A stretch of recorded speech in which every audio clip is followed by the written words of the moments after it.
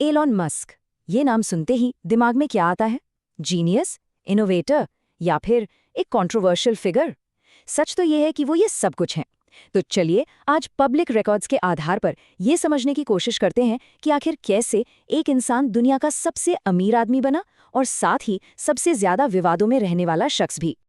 500 अरब dollar. जरा इस number के बारे में सोचिए।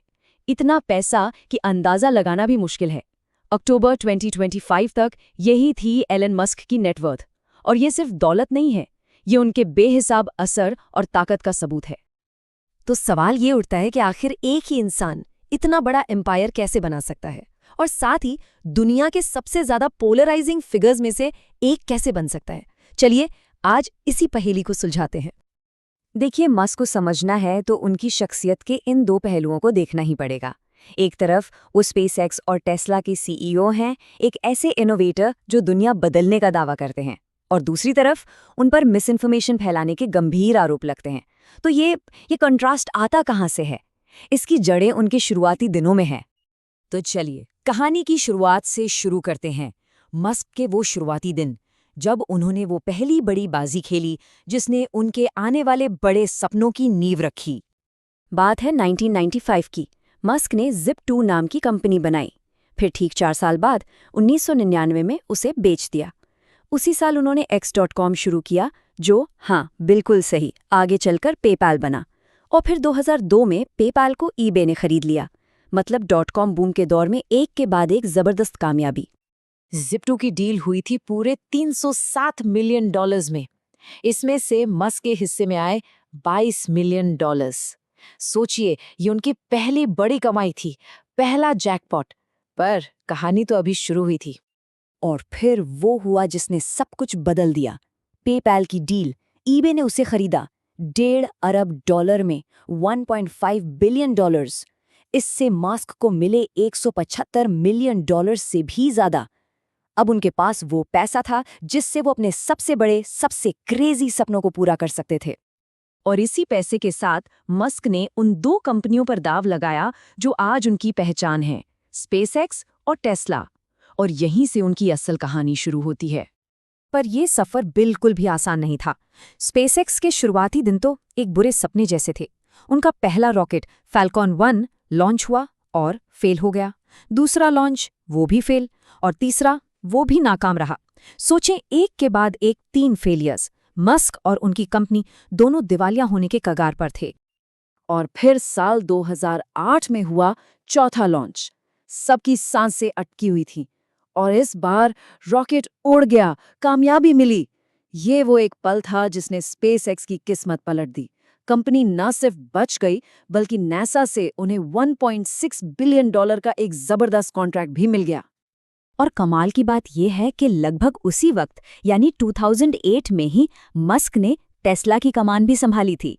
उन्होंने रोडस्टर से शुरुआत की और फिर model S, model x, model 3 और हाल ही में साइबर ट्रक के साथ इलेक्ट्रिक व्हीकल मार्केट में तहलका मचा दिया। देखते ही देखते टेस्ला एक ग्लोबल पावर हाउस बन गई। और इसका नतीजा? अक्टूबर 2021 आते आते टेस्ला की मार्केट वैल्यू $1 ट्रिलियन के पार चली गई। जी हाँ, $1 ट्रिलियन। और इसी के साथ वो दुनिया की सबसे कीमती कार कंपनी बन गई। तो अब टेस्ला और स्पेसएक्स की बदौलत मस्क दुनिया के सबसे अमीर लोगों में से एक थे। लेकिन जाहिर है, उनकी भूख सिर्फ कारों और रॉकेट्स तक ही सीमित नहीं थी। इसके बाद उन्होंने एक के बाद एक ऐसे प्रोजेक्ट्स शुरू किए जो किसी साइंस फिक्शन फिल्म से कम नहीं लगते। न्यूरालिंक, जो इंसानी दिमाग को एआई से जोड़ने का काम कर रही है। द बोरिंग कंपनी, जो शहरों के नीचे सुरंगें खोदकर ट्रैफिक की समस्या खत्म करना चाहती है। और XAI, जो ओपन एआई के चैट जीपीटी को टक्कर देने के लिए बनाया गया है। मतलब साफ है, मस्क की नज़र हमेशा हमेशा भविष्य पर रहती है। और फिर उन्होंने एक ऐसा कदम उठाया जिसने उनकी पब्लिक इमेज को हमेशा हमेशा के लिए बदल कर रख दिया। वो था ट्विटर का टेक ओवर। 14 अप्रैल 2022 मस्क ने एक ट्वीट किया, आई मेड एन ऑफर। बस ये 3 शब्द उस $44 बिलियन की डील की शुरुआत थे जिसने दुनिया के सबसे पावरफुल सोशल मीडिया प्लेटफॉर्म्स में से एक ट्विटर की पूरी दुनिया ही हिला दी। और जैसे ही कंट्रोल उनके हाथ में आया, बदलावों की झड़ी लग गई। हजारों लोगों को नौकरी से निकाल दिया गया। ब्लू टिक, जो पहले वेरिफिकेशन का सिंबल था, अब एक पेड सर्विस बन गया। और कंटेंट मॉडरेशन की पॉलिसीज को इतना ढीला कर दिया गया कि कई रिपोर्ट्स के मुताबिक प्लेटफॉर्म पर हेट स्पीच काफी बढ़ गई। ट्विटर, जो अब एक्स बन चुका है, के टेक ओवर के साथ ही मस्क की एक और पहचान सामने आई। वो एक बहुत ही मुखर और प्रभावशाली पॉलिटिकल फिगर बन गए।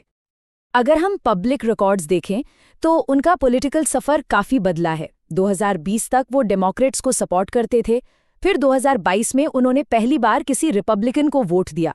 2024 आते आते वो डोनाल्ड ट्रंप के सबसे बड़े इंडिविजुअल डोनर बन गए, और 2025 में तो वो ट्रंप एडमिनिस्ट्रेशन का हिस्सा भी बने। हालांकि बाद में दोनों के बीच एक पब्लिक झगड़ा भी हुआ।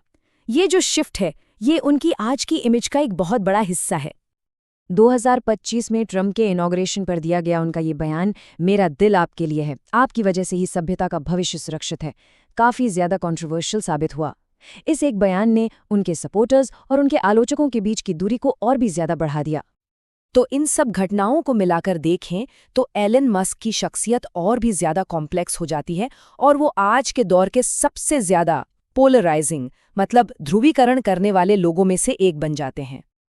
और ये ध्रुवीकरण उनकी पब्लिक इमेज में साफ झलकता है।